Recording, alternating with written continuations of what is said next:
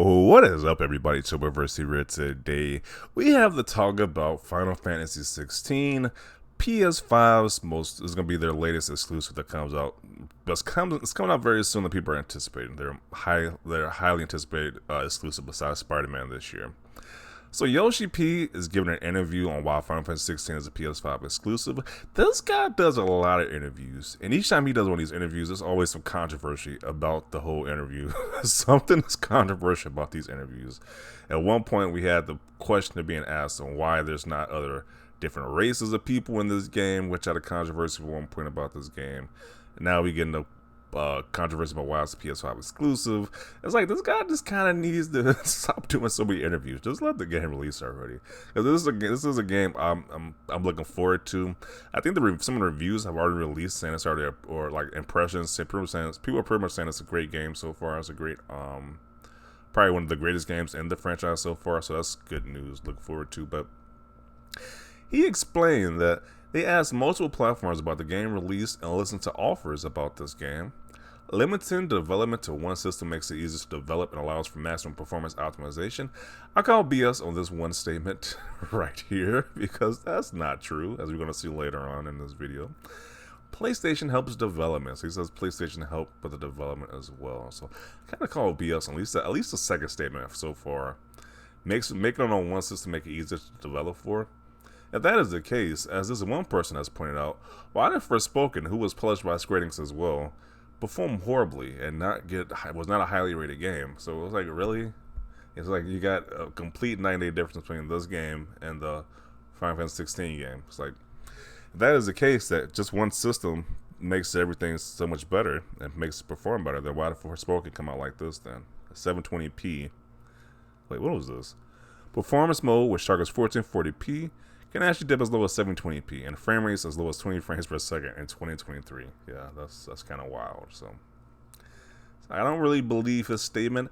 I think he should just say, hey, stop the BS and just say, hey, Sony paid us to keep this game off Xbox. They sent us a lot of money to make this game be exclusive to PlayStation. I think he couldn't just say that, obviously, but that's kind of what he's getting at here, people. It's like we can kind of see through the BS with Yoshi P that Sony pays you a lot of money to keep it off Xbox, and that's why you made it for PlayStation PS5 exclusively. It's like there's no other reason why. But he has to give the PR answer though. Then at one point, I believe at 1.2, they said he made one statement saying the PS5 was the only console power enough to run Final Fantasy 16. And I was like, that's a stretch. It's like, that's a big stretch. So those opinions about why this game was made exclusive constantly changes. It's like whatever day of the week, that's what the new narrative is going to be, why he made this game exclusive. But at the end of the day, you could probably conclude that Sony paid them to keep the game off Xbox. Which is very weird because once again, you hear from several Sony fanboys that people don't buy games on Xbox anyway. If that is the case, then why do they got to make these exclusive deals to keep the game off Xbox then? If nobody's going to buy these big games on Xbox to begin with. I can never get an ask for that. I can never get an ask for that. So Sony guys say, hey, Xbox gamers don't buy games. Then why would Sony waste money to make these games exclusive to the platform only, if that's the case? Seems counterintuitive right there, but you know.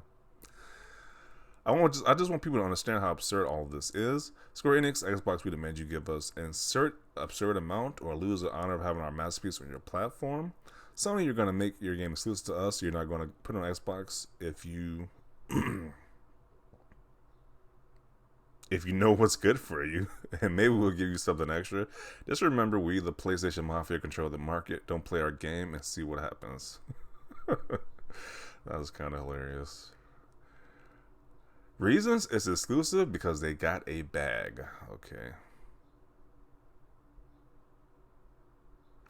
So it's a full exclusive now after the reveal trailer. Jim Ryan bought full exclusivity, or is the PC version still coming? I think the PC version is coming at a later date. Like it's still coming to PC, but Jim Ryan is definitely on the whole kick where he wants to release games on PlayStation 5 first and release it on PC later. So I there's no doubt, man, he paid to keep the game off these other platforms. So just pick a PS5 for a certain time period. Square Enix took the money and is just now doing the usual PR speak. It is not complicated. The real answer is money. Money, money, money, money, money. That's the reason why this isn't on other platforms. So basically, Sony has the reason for this game's partial quality and everything that's actually nice.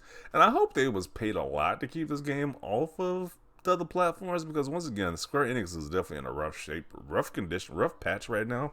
A lot of their games don't do that great. Their games outside of Final Fantasy and Kingdom Hearts at most don't do that well. So hopefully this will keep them afloat, because we saw how Forspoken did, and that studio shut down. So obviously they didn't get support just being on that one system. So hopefully Final Fantasy 16 does. I'm assuming it's going to do otherwise because it's a big Final Fantasy title, but like I said before, they don't have a good track record of their games selling well outside of Final Fantasy, so, and Kingdom Hearts. That's kind of weird. Actually, I don't know why any game developer wouldn't want to have as many players as possible to play their game, but whatever suits them.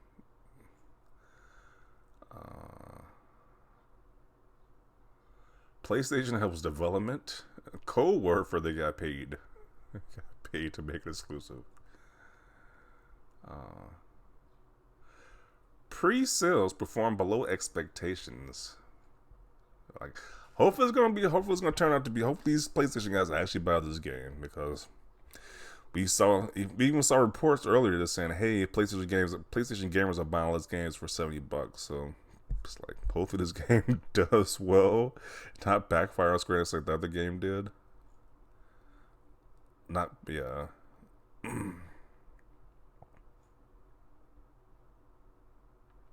Just the development assistance is a big reason. PlayStation has some of the best developers in the world. Most of the little studios' acquisitions are for the humans working there, not for the IPs. It's crazy to think, but it's reality. It's not that easy to find that level of devs. That is a lot of I'm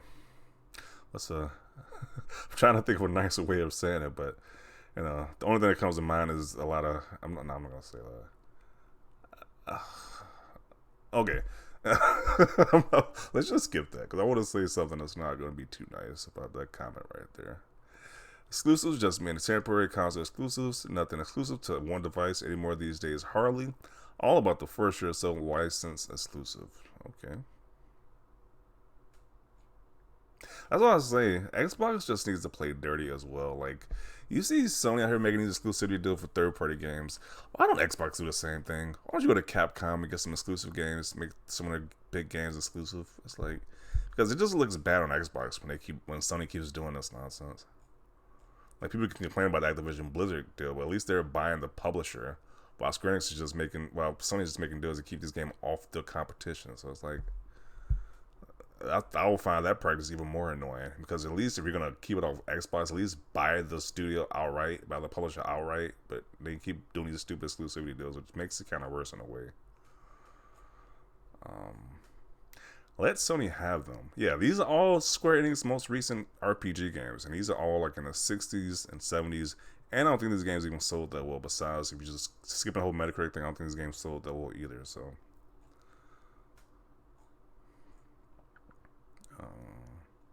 We know Square chases the bag with exclusive deals. I don't care as long as it comes to other platforms after the exclusivity period. Hope y'all enjoy it soon.